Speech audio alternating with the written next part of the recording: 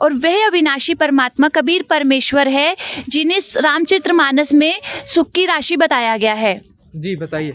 इसी के साथ कबीर सागर के ज्ञान बोध सागर में भी बताया गया है, राम राम सब जगत बखाने, आदि राम कोई बिरला जाने। आदि राम तो कोई और ही है जिसे कोई बिरला ही बता सकता है। आज वर्तमान समय में केवल संत रामपाल जी महाराज हैं जो उस आदि राम की पूर्ण जानकारी हमें शास्त्रों से प्रमाणित करके बता रहे हैं। इसी के साथ हमारे संत रामपाल जी महाराज सूक्ष्म वेद की वाणी बताते हैं, एक राम दशरथ का बेटा, एक राम घट घट में बैठा, एक राम का सकल पसारा, एक राम है जग से न्यारा।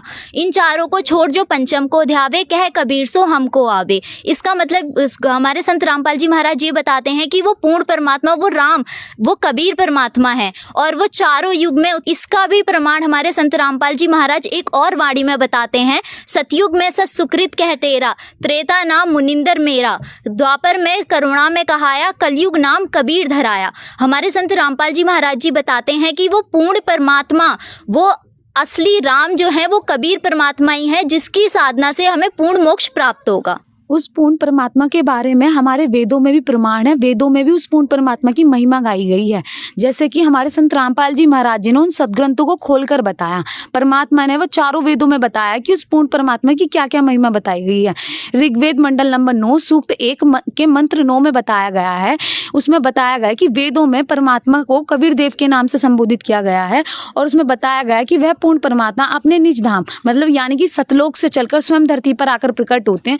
वो शिशु रूप बालक का रूप मतलब शिशु रूप मतलब बालक का रूप धारण कर कर आते हैं और उस परमात्मा की जो परवरिश होती है वो कुंवारी गाय के दूध से की जाती है। उसी के साथ साथ ऋग्वेद मंडल नंबर 9 सूक्त 94 के मंत्र 1 में भी बताया गया है कि उस पूर्ण परमात्मा की लीलाओं का काफी रूप से वर्णन किया गया और उसमें बताया गया कि वह पूर्ण परमात्मा अपने तत्व ज्ञान को प्रचार करने के लिए कवियों का रूप धारण करता है, मतलब वहां उस परमात्मा को कवि की उपाधि दी गई है। उसी के साथ साथ ऋग्वेद मंडल नंबर 9 सूक्त 96 के मंत्र 17 में बताया गया है कि वह पूर्ण परमात्मा शिशु रूप धारण कर कर वह तत्व ज्ञान का प्रचार करता है, मतलब कबीर की वाणी मतलब कवियों की वाणी के माध्यम से उस तत्व ज्ञान का प्रचार करता है।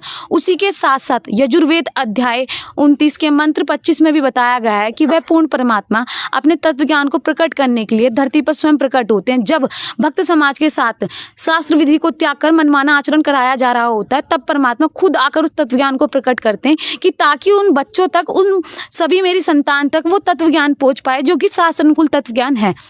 यही नहीं, हमारे संत रामपाल जी महाराज जी ने ऐसे अनेकों प्रमाण हर एक सदग्रंथों में दिए। रामचरितमानस में भी उस आदि राम मतलब उस आदि परमेश्वर पूर्ण परमेश्वर के बारे में बताया गया, जिसके बहुत सारे प्रमाण रामचरितमानस में है। हम वो प्रमाण आपको रामचरितमानस में खुद दिखा सकते हैं। उसी के साथ साथ रामचरितमानस